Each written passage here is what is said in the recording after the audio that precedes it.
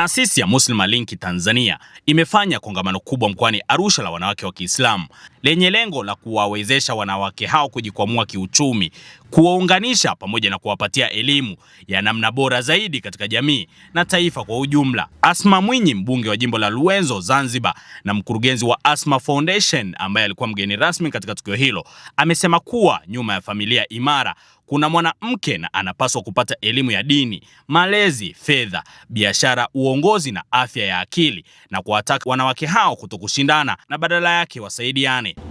Wito wangu kwa wanawake wa Kiislamu, ndugu zangu katika imani,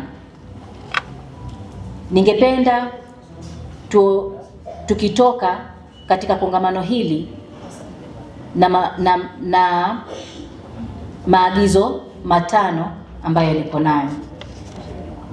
Kwanza, tujenge imani. Tusimjenge mwanamke mwenye mafanikio ya dini lakini aliyepoteza uhusiano wake na Allah.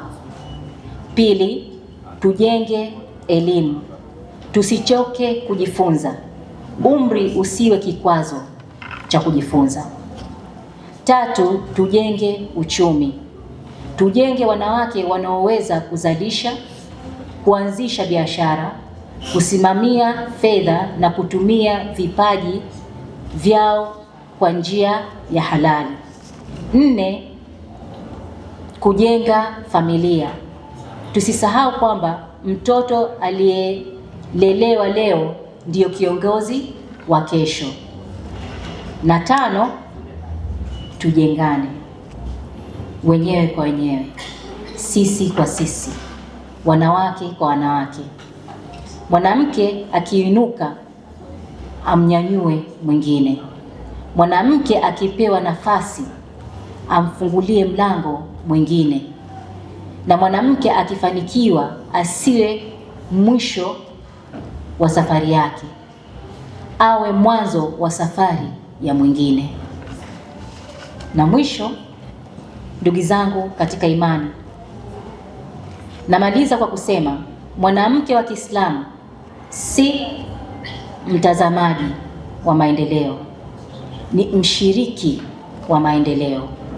Si mtu wa kusubiri dunia imbadilishe, ni mtu anayepaswa kuwa sehemu ya kubadilisha jamii yake kwa njia yenye heshima, hekima, elimu na imani.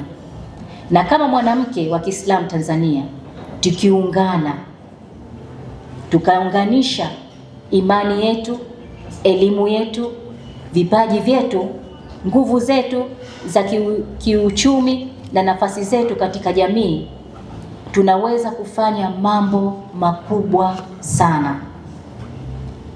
Tukumbuke kwamba Allah Subhanahu wa Ta'ala hakutuumba kwa bahati mbaya. Kila mmoja wetu amepewa nafasi kubwa kwake yeye. Kila mmoja wetu is special, one way or the other. Na ndio maana tunahitajiana kwa sote. Walengwa wanasema kidole kimoja hakivunji chawa. Umoja ni nguvu, utengano ni dhaifu. Mwasiti Juma Msahara, mwanasheria wa Muslim Link Tanzania, akisoma hotuba mbele ya mgeni rasmi, amesema taasisi hiyo ni changa lakini imejipanga kuwasaidia wanawake katika nyanja mbalimbali. Pamoja na shughuli tunazotekeleza sasa, Muslim Link ina maono makubwa ya kuendelea kuwafikia wanawake wengi zaidi kwa kupitia programu mbalimbali kila mwaka. Taasisi imejiwekea ratiba ya programu ya mafunzo ya elimu ya dini, elimu kuhusu ujasiriamali na fursa zote sahihi zilizomo kwa mujibu wa sheria ya Kiislamu, kuanzisha na kutekeleza mpango mzima wa iftar gala kwa kaya zenye uhitaji, hasa katika kipindi cha mwezi mtukufu wa Ramadhani. Kwenye programu ya iftari kwa mfano, taarifa za awali zisizo rasmi tulizonazo, bado kuna kaya zenye uhitaji hapa mkoani Arusha ambazo hukabiliwa na changamoto ya kukosa iftari katika kipindi cha mwezi mtukufu wa Ramadhani. Hali hii imetufanya tuone umuhimu wa kuchukua hatua kwa kadri ya uwezo wetu ili kuwafikia wahitaji na kuwapa faraja. Mheshimiwa mgeni rasmi, taasisi ya Muslima Link Tanzania kwa sasa inaendesha shughuli zake kupitia michango ya wanachama wake, wasamaria wema, wadau, mauzo mbalimbali ya bidhaa za taasisi pamoja na viingilio vya baadhi ya makongamano yanapofanyika. Na hili kongamano la leo ndiyo kongamano letu la kwanza lenye viingilio. Hata hivyo, hivi bado havitoshelezi kikamilifu mahitaji ya taasisi na utekelezaji wa maono yetu kwa kiwango tunachokitazama. Pamoja na nia ya maono tulionayo, tunatambua kuwa safari ya taasisi changa si rahisi. Moja ya changamoto kubwa inayotukabili ni uwezo mdogo wa kiuchumi wa kutekeleza baadhi ya majukumu na mipango tuliyojiwekea. Maono ya Muslima Link Tanzania ni makubwa, lakini tunatambua kwamba maono haya hayawezi kutekelezwa kwa nguvu zetu wenyewe. Kwa heshima kubwa, taasisi ya Muslima Link Tanzania inawasilisha ombi lake la kuungwa mkono katika programu zake hizo ili kuwafikia wanawake wengi zaidi na jamii kiujumla. Hata hivyo, miongoni mwa watoa mada katika shughuli hiyo, Madam Leila Abubakar amesema wanawake wengi wanateseka na changamoto ya afya ya akili kutokana na madeni na matatizo walionayo. Mfahamu kutokana na uzoefu wangu katika sehemu hii, 67% ya matatizo ya afya ya akili, yani msongo wa mawazo, wasiwasi, kukosa usingizi, kukosa furaha, wanawake kuwa na mzunguko ambao haujatulia, wanaume kupata gesi tumboni, kuumwa madonda ya tumbo yasopona, kushindwa kutimiza haja zao za kimwili, kiakili na utulivu wa nafsi ni madeni. 67%.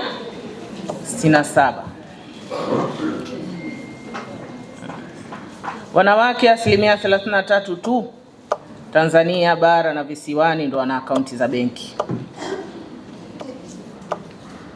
Sawa? Mnaweka pesa zenu wapi?